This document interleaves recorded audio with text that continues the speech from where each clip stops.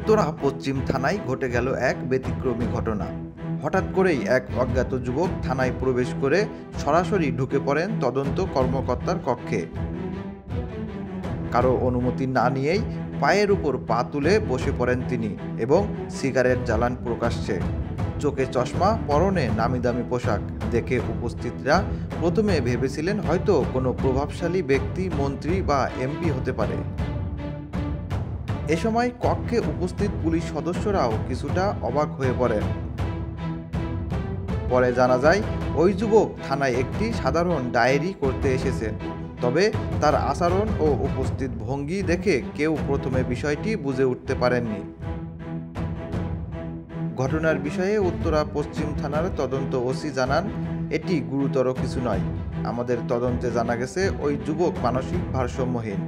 প্রায় সময় সে এলোমেলো আচরণ করে। এই ঘটনার পরে তার পরিবার এসে ক্ষমা চেয়ে ছেলেটিকে নিয়ে গেছে।